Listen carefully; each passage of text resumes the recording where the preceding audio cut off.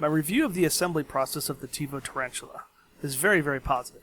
I was one of the first people to get this printer, even before assembly manuals were completed, and I managed to get it assembled with just one grainy video.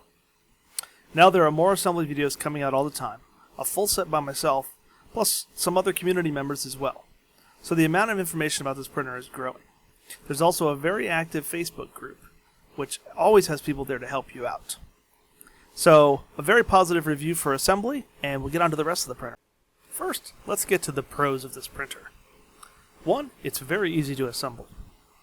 It took me about maybe 3 to 4 hours my second build. The first one took a little bit longer as I was trying to learn how to assemble it together, but I would put probably the assemble time for most people around 6 to 8 hour mark. It's got an extremely good clone hot end that comes with this printer. Unlike other do-it-yourself kits where the hot end is just absolutely horrible, this thing is amazing, especially printing PLA. Both of mine have had zero problems with the hot end. You do want to check it over and make sure everything is fitting well together, but it works really, really well. Using the aluminum extrusions for the kit actually makes upgrading it pretty easy. For example, if you need to remove the x-axis where the hot end is, you can simply loosen up 2 of those wheels and the whole thing will just pop right off. And then anything that you can get that can attach to 2020 or 2040 aluminum, you can build or print or buy and then put it right in those slots. I've built trays, tool holders, all kinds of stuff for the aluminum extrusion. So that's a really nice thing. The whole unit as a whole has a very minimum amount of parts that goes into the build. So you don't have a whole lot of like 30 acrylic parts that all need to get put together. It's a very, very easy build, very simple, a small amount of parts, and I like that a lot. It was packaged extremely well. The bags were labeled well. It was packaged in layers. So the packing slip actually showed where everything should be in the box. My first one, I was missing some parts. That was really, really early on. I think I was the first or second person to get this printer. They have since upped their quality control, and that's getting better all the time. The second one I got had no missing parts. Everything was there. Everything worked well. Let's see, what else we got? It prints really, really well right out of the box. As soon as you get it up and running, it's not hard to start getting really good prints with this system. And that's really, really cool. And you start doing some fine-tuning on it and learning your slicer software, it's going to get even better. Especially at the beginning, you're not going to have a cooling fan if you're printing PLA, so besides making some boxes and stuff, it might be a little bit difficult to print some things unless you're printing some larger stuff. But once you get that cooling fan printed in on there, it prints really, really well. It's got an MK2 and MK3 style heat bed, so a nice thick aluminum. I guess there have been some issues with people with the larger heat bed that are having a hard time getting it up to temp for printing ABS. I know they're working on a solution for that. So are many of the community members. So keep your eye out on that. But it is a nice thick aluminum heated bed. And so far the staff at Tevo has been really good. They are very consistent in the Facebook group. They pop in and out of there to answer questions or take care of issues with quality control or replacing parts. And that's something you don't see very often from these do-it-yourself kit companies out of China. So they've been very proactive in jumping in there and getting stuff worked out. So that's awesome.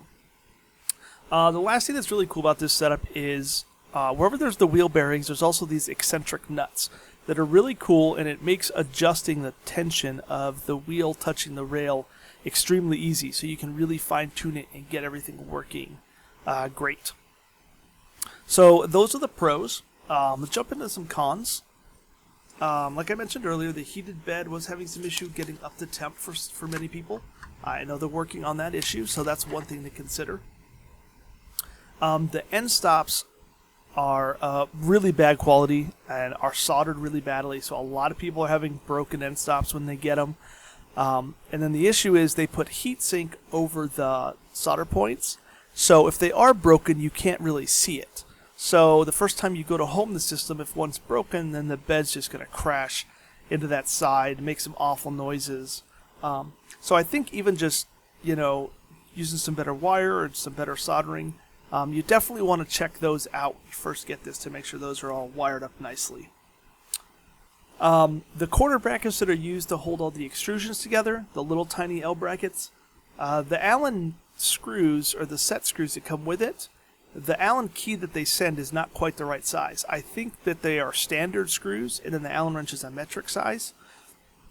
So it really seems like it's easy to strip out those screws when you're really not. It's just the Allen key stripping. So you get yourself the right size Allen key, and those work a lot better. So that's one big gripe, is getting the whole frame together nice and tight. You got to kind of get your own tool to do that.